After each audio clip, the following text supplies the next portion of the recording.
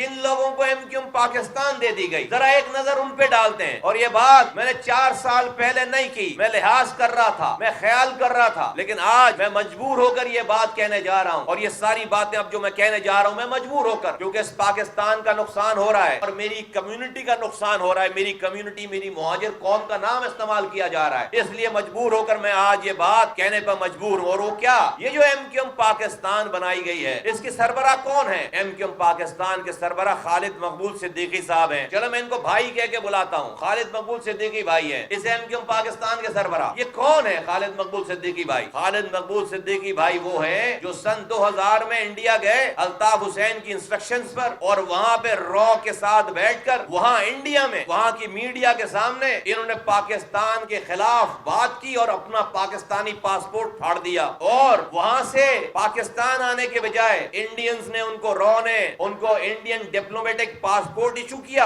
اور Indian passport پہ travel کر کے امریکہ چلے گئے. امریکہ کی فلائٹ لے لی سن 2000 میں. امریکہ جب وہ لینڈ کیا ہے انہوں نے، تو امریکہ لینڈ کرنے کے بعد وہاں پہ امریکن اتھارٹیز نے ان کو اریسٹ کر لیا. امریکن اتھارٹیز نے ان کو اریسٹ کرنے کے بعد ان کا نام naan designated list of terrorist کی جو لسٹ ہے، نان ڈیزگنیٹڈ ٹیررسٹ لسٹ، اس میں ان کا نام ڈالا اور پھر وہ بیل پر باہر آ گئے. 13 سالوں تک امریکہ میں رہے اور متعدد دفعہ انہوں نے امریکن نیشنلٹی حاصل کرنے کی کوشش کی، لیکن ان کا نام چونکہ ٹیررسٹ لسٹ میں تھا وہ ریفیوز کر دیے گئے. ان کو ایک لیگل ڈاکومنٹ تک ان کو نہیں دے رکھا تھا، بس ان کو صرف رہنے کی جگہ تھی، ان کو ٹریول کرنے کی اجازت نہیں تھی. سو مچ سو کہ وہاں کی نیشنل سے شادی اور پھر ان کی اولاد ہونے کے باوجود ان کے پیدا ہونے والے بچے کو تو امریکن نیشنلٹی مل گئی، ان کو امریکنز نے نیشنلٹی نہیں دی، سٹیزن شپ نہیں دی. وہ خالد مقبول صدیقی صاحب 13 سالوں کے بعد پاکستان آتے ہیں اور یہاں پر آ کر ایم این اے بن جاتے ہیں، وزیر بن جاتے ہیں پھر، اور اس ایم کیو ایم کے سربراہ بن جاتے ہیں. آج یہ تو بات ہے 2000 کی، سن 2000 کی. چلے بھائی اس وقت کوئی غلطی ہو گئی ہوگی اور آج اس کا کوئی تعلق نہیں ہوگا. سن 2020 میں ابھی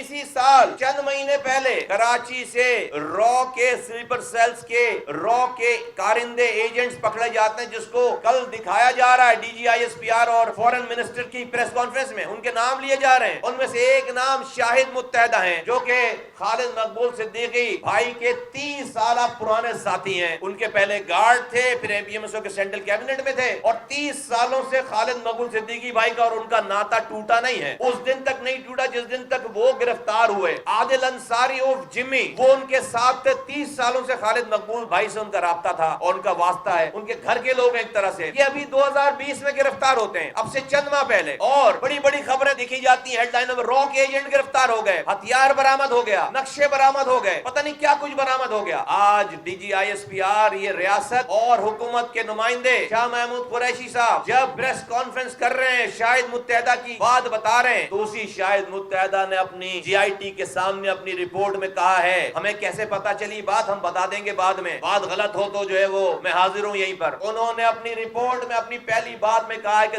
سن 2000 میں ہمیں انڈیا لے کر جانے والے اپنے ساتھ خالد مقبول صدیقی صاحب ہیں. روک ایجنٹ بتا رہا ہے، جس کو آپ روک ایجنٹ کہہ رہے ہو، کہہ رہے ہمیں انڈیا لے کر جانے والے خالد مقبول صدیقی صاحب ہیں جو ہمیں رو کے حوالے کر کے آئے اور ہم 4 مہینوں تک وہاں پر رو کے کیمپ میں رہے اور 4 مہینے کے بعد میں وہاں سے پھر بھاگ کر آیا ہوں. انہوں نے یہ ڈیٹیل بتائی کہ وہ جو ہتھیار تھا وہ کہاں کہاں کس کس کے گھر پہ رہا ہے، جس میں خالد مقبول صدیقی صاحب کا گھر شامل ہے. یہ موجودہ گھر ابھی 2020 کی بات ہو رہی ہے، سن 2000 کی بات نہیں، 20 سال پہلے کی بات نہیں ہو رہی، آج کی بات ہو رہی ہے، اس سال کی بات ہو رہی ہے. غضب خدا کا وہ جی آئی ٹی آج پڑی ہوئی ہے آپ کے پاس، حکومت والوں کے پاس، بندے اریسٹ ہیں. تو جو فٹ سولجر تھا وہ تو اریسٹ ہو گیا، جو اس شاہد متحدہ کو چھوڑ کر آنے والا تھا انڈینز کے پاس، رو کے پاس، وہ اس وقت جو ہے وہ پارلیمنٹ میں بیٹھا ہوا ہے. وہ اب سے 6 مہینے پہلے پاکستان کی کیبنٹ میں بیٹھتے تھے، وہ نفیس انسان کہلاتے ہیں، وہ فیڈرل منسٹر 6 مہینے پہلے تک، آج پاکستان کی پارلیمنٹ میں بیٹھتے ہیں اور آج ایک پارٹی کے سربراہ ہیں. غضب خدا کا یہ کیسا ملک ہے کہ ایک طرف D G I S P R اور فورن منسٹر، اتنی امپورٹنٹ بات ملک کی سلامتی کی کہ دونوں